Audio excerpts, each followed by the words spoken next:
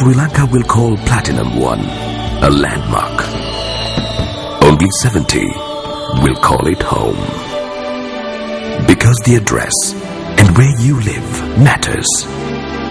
Platinum 1, the finest address in Colombo. The Department of Railways says that a 3-member committee has commenced a probe into the fire that broke out in the engine of a train in close proximity to the Wadurawa railway station. Now, Superintendent of Railways Elia Ratnayaka said that the committee will produce its findings within a week. Now, several individuals panicked and jumped off the train when the fire broke out, and 3 persons died when they were run over by another train. The remains of the deceased were handed over to their relatives today. A couple from Ganitapura in Polonnaruwa were killed in this unfortunate tragedy. 54-year-old Muhammad Hamzatum, a migrant worker who arrived in the country on the 21st from Saudi Arabia, and his wife died as they were making their way from Kalutara to Varakapola. Their funerals took place this evening.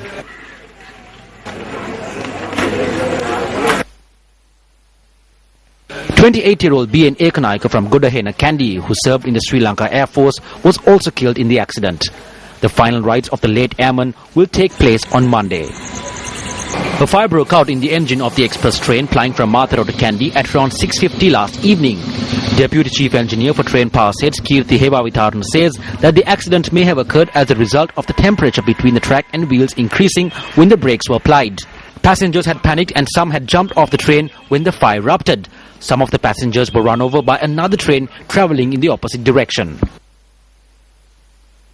All the compartments were filled with smoke. The train stopped at once. The passengers started to jump off the train. Those who jumped from the other side sustained injuries. When the train stopped, a message was sent to get off the train. The passengers started to panic and got off the train. In a fraction of a second, the other train heading to Colombo arrived. The people were helpless. Some were trying to get back on the train while others were trying to get off.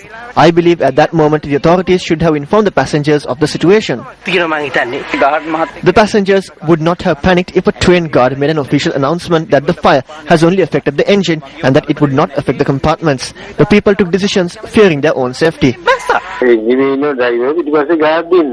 The driver remains in the engine while the guard remains in the back of the train. The people could see what is happening.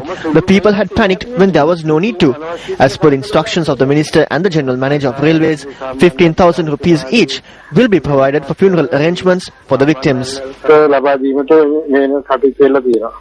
The ill-fated train engine was towed to the Rambukana railway station for investigations.